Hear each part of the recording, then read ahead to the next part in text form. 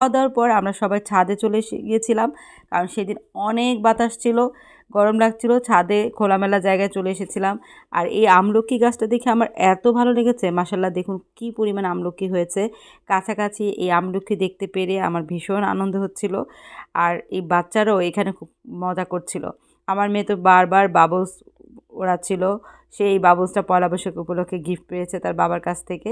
তারপরে আমরা আবার বের হয়ে গেছি বিকেলে ঘুরতে, কারণ পয়লা বৈশাখ যেহেতু, তাহলে অবশ্যই সবুজে যাব, গ্রামে যাব, ঘুরবো।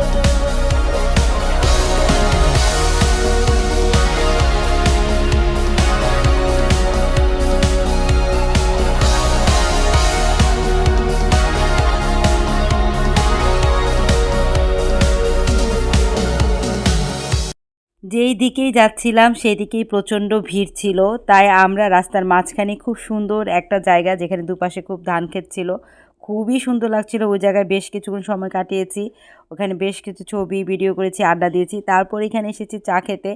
এসে দেখি এই রেস্টুরেন্টেও প্রচণ্ড ভিড়। যাই হোক, এখানে বেশ কিছুক্ষণ সময় আমরা পার করেছি, চা খেয়েছি। আর এই যে মানুষ সবাই আনন্দ ফুর্তি করছে, আর ফ্যামিলি মেম্বাররা সবাই একসাথে বসে এই আনন্দ ঘন মুহূর্ত পার করছে, এটাও আমাদের জন্য অনেক বড় একটা ব্যাপার। আমরা ভাই বোনরা সব সময় এই ব্যাপারটা এনজয় করি, বিশেষ করে বাচ্চারা সব সময় যখন একসাথে হয় এত ভালো লাগে। তো এই যে এই জায়গাটার মধ্যে ভাই বোন অনেকক্ষণ একসাথে বসে আড্ডা দিয়েছি, চা খেয়েছি, খুব সুন্দর একটা বিকেল পার করেছি। আলহামদুলিল্লাহ, পয়লা বৈশাখটা এত ভালো কেটেছে। আল্লাহ আমাদেরকে সবাইকে ভালো রাখুক, সুস্থ